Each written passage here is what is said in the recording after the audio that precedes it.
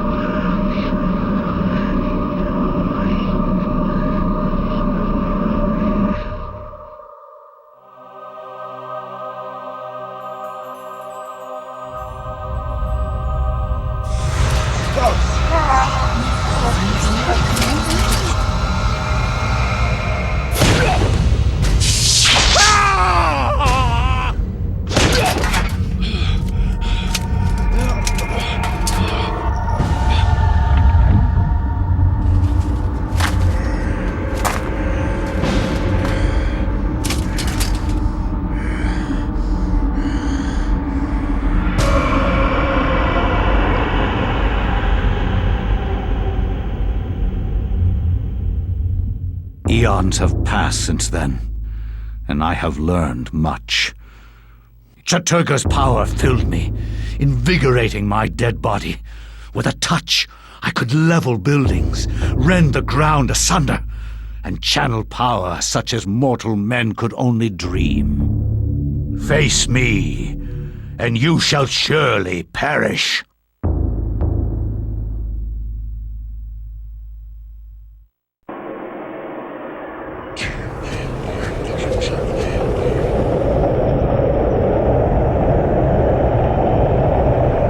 Your presence is long missed, my liege.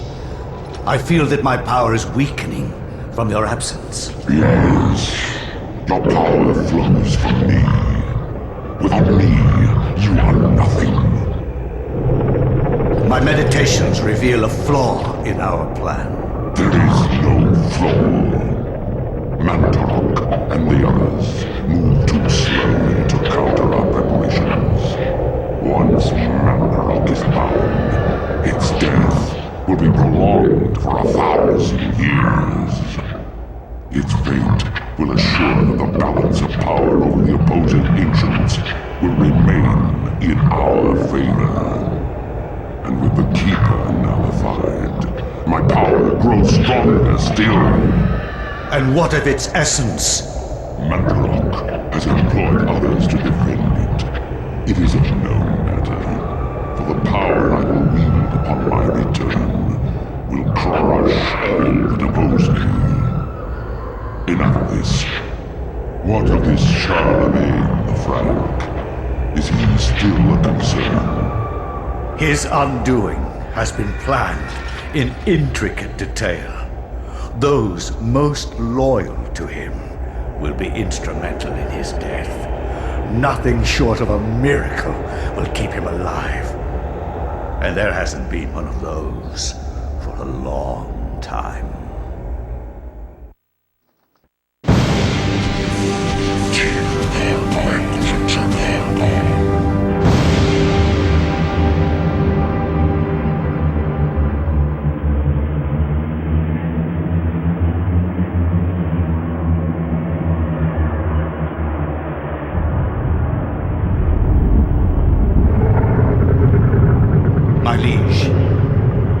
The future is yours.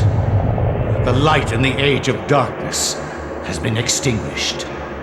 The pillar of flesh has been constructed. The master of chaos, the keeper of the ancients, is long dead. The planets will be in alignment soon. All is prepared for your arrival. I will begin the final incantation that will bring you into our world within days. The next millennium will truly usher in a new age. Your guardians, now prepare the gate!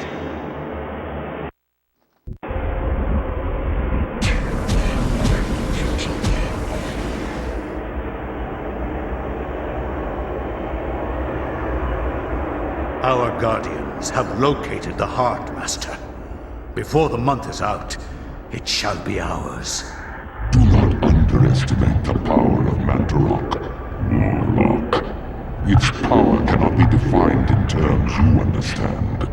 For 7 centuries, its corpse has corroded your universe. And during those 7, the denizens of the region have been either destroyed or driven away. There is nothing, no one to stop us from collecting it. Mantarok and its essence lie unprotected in the jungle. Then waste no more time.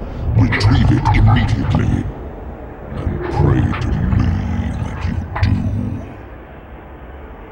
Time is running short.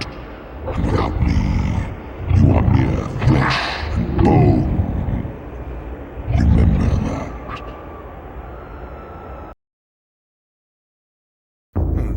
These wretched creatures, these flayed corpses, wandering, decrepit, soulless vessels, content only to gnaw on human meat, to spill human blood, even headless. Their hate for the living grew in propensity, flailing maniacally in their bloodlust, killing anything close. They are amongst us. I knew they would come after me, for I knew their devices, their depraved methods, creatures wearing human skins as we wear clothes to cover their hideousness from our eyes, so they might consort insidiously with our species, infiltrating, manipulating, playing us against each other. Damn our eyes! We are blind to them, but I knew. Oh, yes, I knew. I knew they were there, plotting behind that door.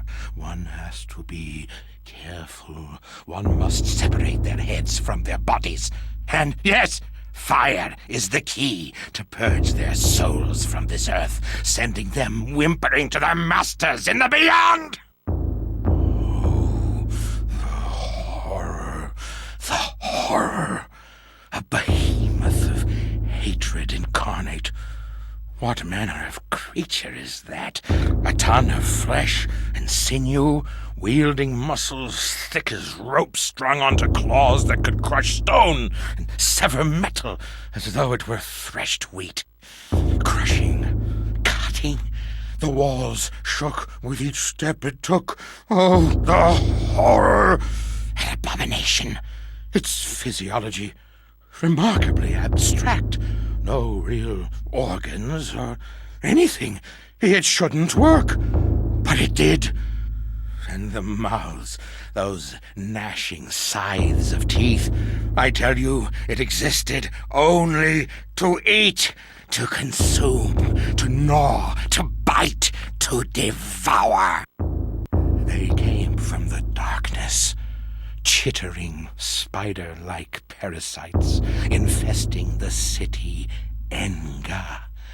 Enga! They killed the city's inhabitants, using them for food, for slaves, for play. In the city's last dark, doomed days, blood filled the waterways, drained upon the streets, a proud, mighty race, now nothing but bloody gobbets of meat in the gutters. So it has been for eons. The Guardians, Those eternal parasites still swarm in that necropolis, feeding on those that live in ignorance many miles above us. Damn you, listen to me! They feed on us! The darkness comes. It will consume us all. We must fight them, or all is lost.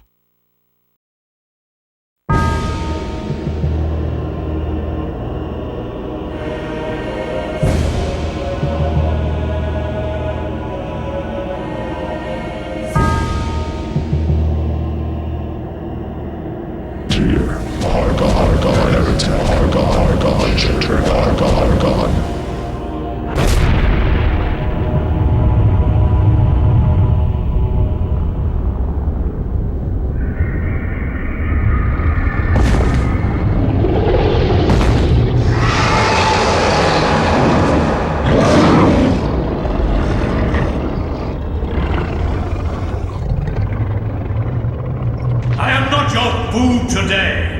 I am your master. Your task is to guard the artifact before you. Let no one touch it.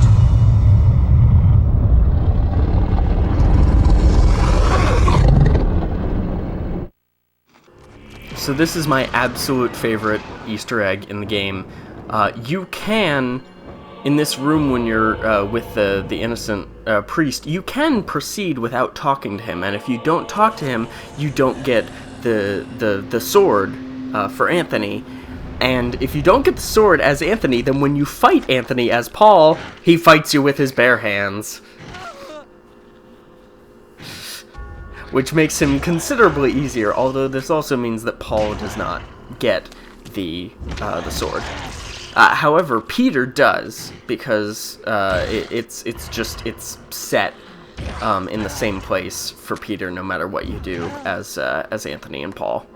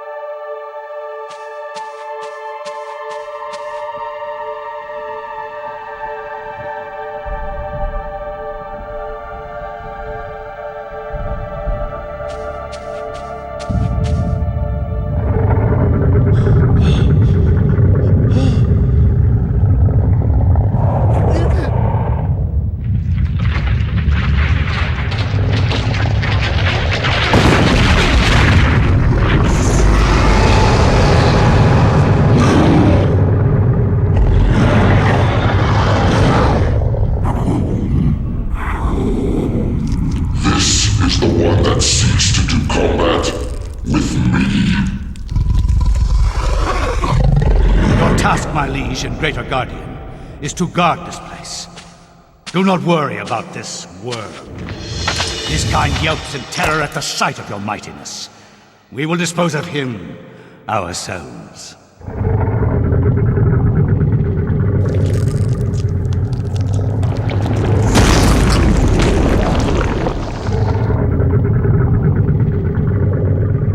If I am to guard this place, then I will do it as I see fit. Be gone, leave me, and I will guard the artifact as you have instructed.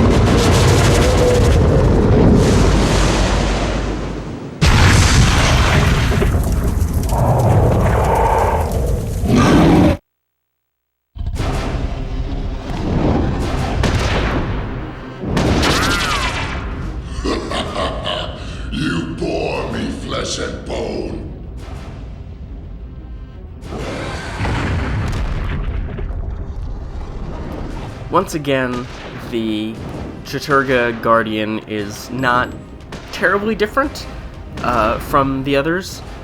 I guess he's a little bit harder because oh my god, no. Yeah, that's his insta-kill attack. The Xel'lotath Guardian, her insta-kill attack is just to pop your head. Like, it's just the yellow, or the green zappy thing where she can pop your head. The Chattur'gha Guardian eats you alive, and that is just... no, thank you.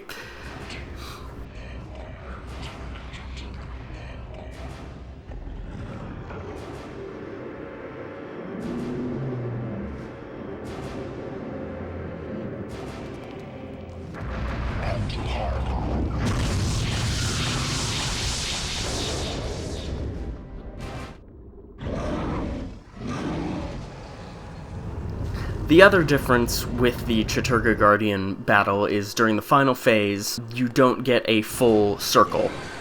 This is, I would guess this is like a graphical thing because of the way that Chattur'gha Guardian is modeled, that like they didn't want to have to make it rotate around 360 degrees, but so you get a wider area in front of the Guardian, but you can't go 360 all around.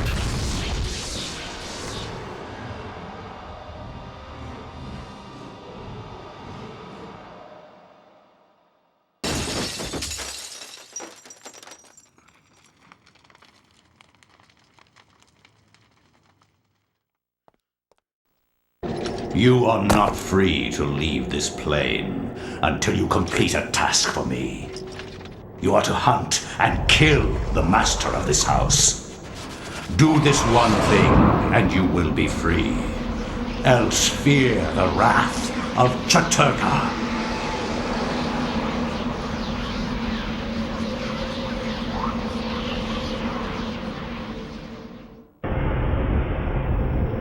Everything is complete for your arrival, Master.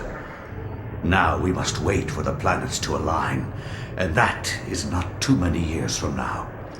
Another Roivus has crossed our path. This time, we will not be so merciful.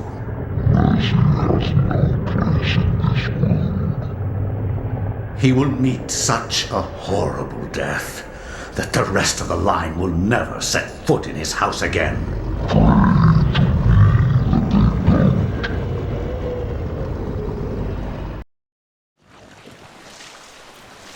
If you don't save the servants from the vampire, you know, they die, you don't get any reward. If you, and the vampire will just sort of move on to its next prey, and sometimes it'll revert back to trying to chase down a prey even after you've attacked it, but not always.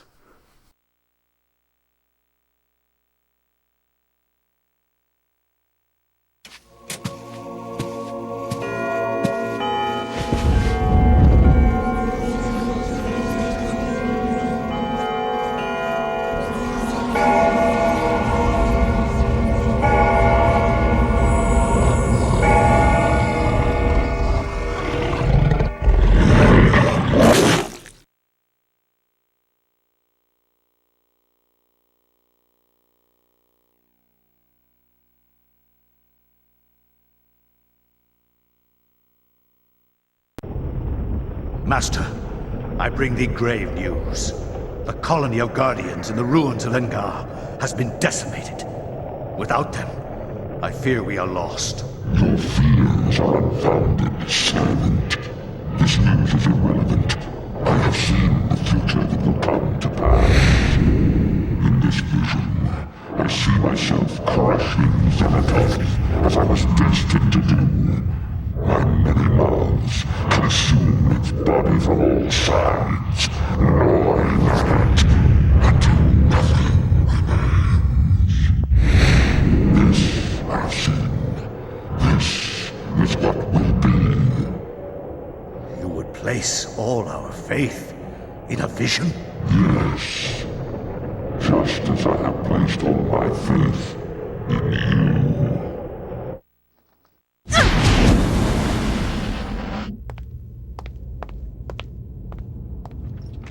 Miss Roivas, you're just in time.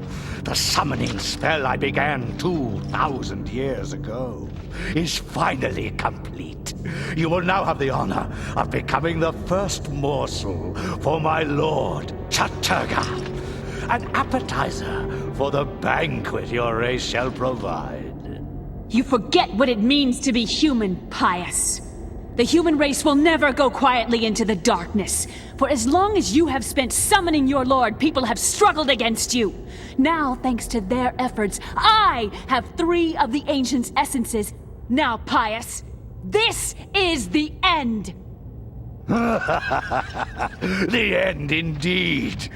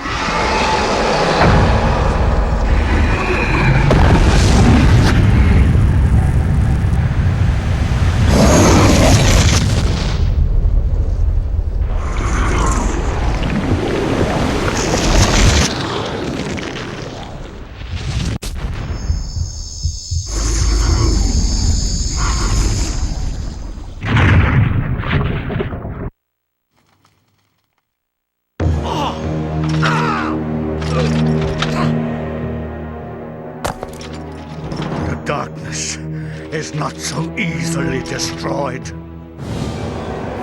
No, my death is just the beginning.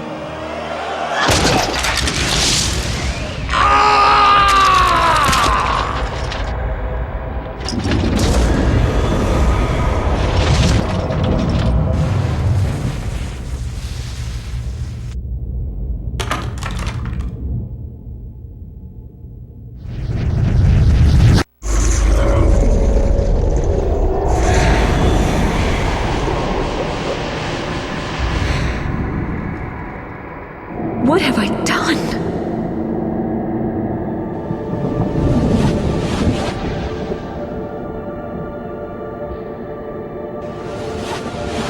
Quickly, Alex! We must find this creature! It cannot be allowed to remain in this universe! Ah, that's the ticket.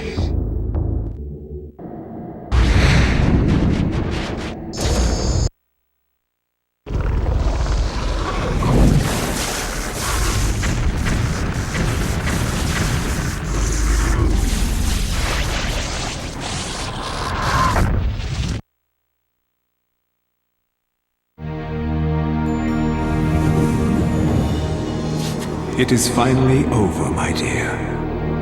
The Ancients' plans are finished. For now, at least. You have proved to be an incredibly courageous young woman. Your mother and father would have been proud of you, just as I am. I'm sorry it had to be like this.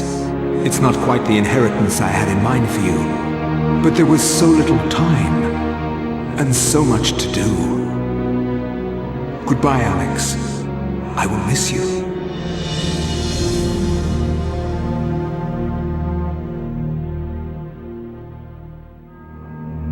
Where emptiness had been, new knowledge now seeped inside. Something happened then. I realized that I was not the only one, that there were many others like me, in other places, other universes, fighting the same fight, all to serve the needs of the great ancient, and to have my world spared from eternal darkness.